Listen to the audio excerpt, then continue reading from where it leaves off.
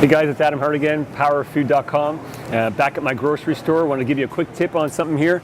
Now, when I was pre-diabetic and suffering from high cholesterol and depression and anxiety and so on and so forth, I remember trying to get healthier from studying. I was researching quite a bit about the digestive system and what high cholesterol meant.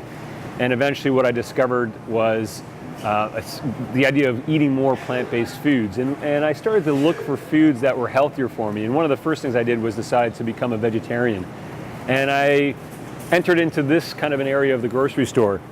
It has a lot of vegetarian options, and I bought a lot of these kinds of products and didn't know at the time, but now I realize that most of these options, vegetarian options, are no different than any other commercial products.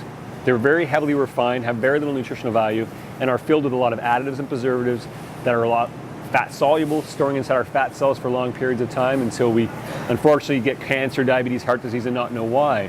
So all I'm saying is, don't be fooled by the packaging, thinking because it's vegetarian it's healthier for you. In a lot of the cases, it's not.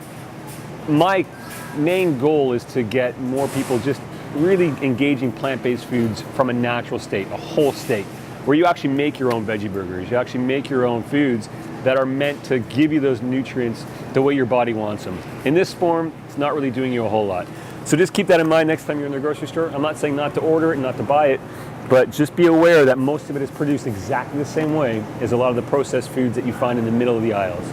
I hope that's helpful for you. It's Adam Hart again at powerfood.com, and we'll see you guys again soon.